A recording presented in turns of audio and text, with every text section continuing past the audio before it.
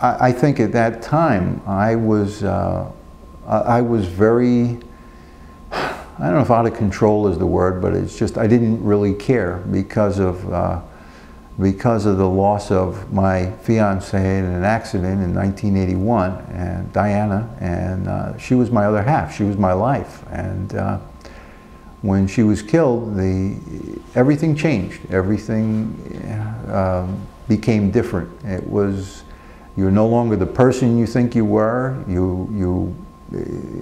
She, as I said before, she's my better half, and I learned a lot of things from her on how to treat people and how to be with people, and she was just a joy. And when she was gone,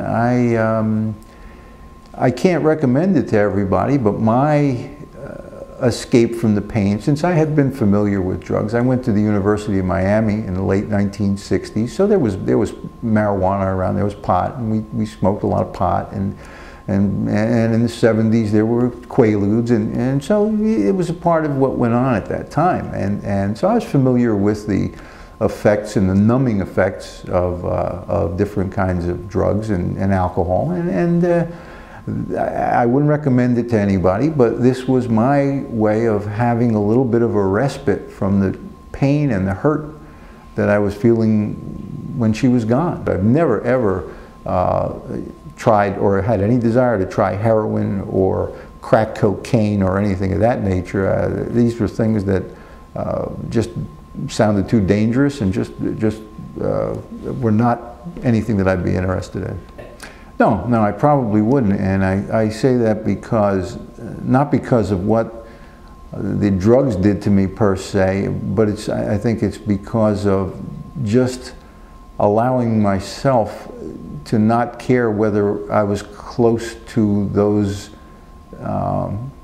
dealings or movements or things that involved being around people who you could buy drugs from, or people who dealt in those things. Necessarily, you're going to come across people who deal in those if you're going to buy any drug of any kind that's illegal. The point therein goes to the fact that if I weren't able to come in contact with those people who were doing this on a regular basis, as opposed to people that I ordinarily might come in contact with when I was working as a funeral director, you're not going to necessarily come across those people when you're working in a profession, as opposed to just being around recuperating from your injuries. Being in a situation where you come in contact with the wrong people and allowing those people to be around you because your guard's not up, your radar's not working, and you just don't care, it puts you in a position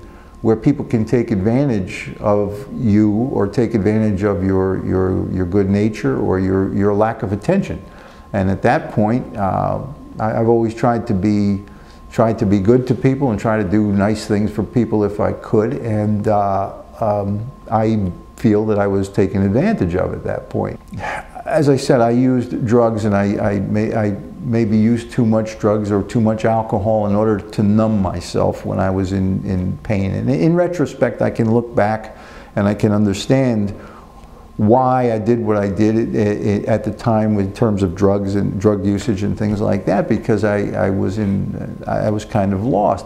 And I'm supposed to be the expert in that. I studied grief psychology, and I studied things that related to loss and things of that nature. So I'm supposed to be the expert. But just because you know about it doesn't mean that you don't experience it. And when you go through it, it's a very difficult thing. Anybody who has lost a spouse or someone that close to them can understand what I'm talking about. And I chose to do it, and I don't recommend it. Therapy or some other use is probably better. But during those years, even psychology or therapy wasn't as normal or acceptable as it is today. There was almost a stigma attached to it. So it's not something that either I was too proud, or that certainly the circles I traveled, you would never seek therapy. But if something like that had occurred today, I don't know that I would, because I understand now what I went through before. But the lesson is, if you're in a situation that you appears as though you might need some assistance or some help or someone to talk to, by all means do that. But by putting myself in that position and at that time, it's not, I don't want to make a moral judgment on whether it's alcohol is good or drugs are good or anything else. That's not the point.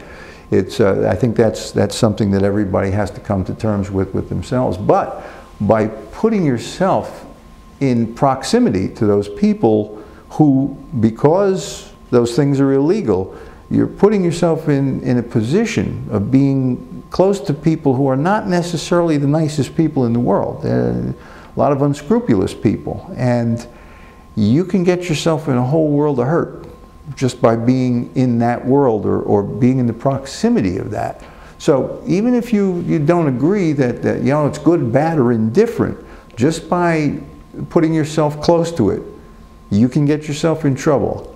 Trust me on that. I can attest to that. It's happened to me. I'm a living witness to that.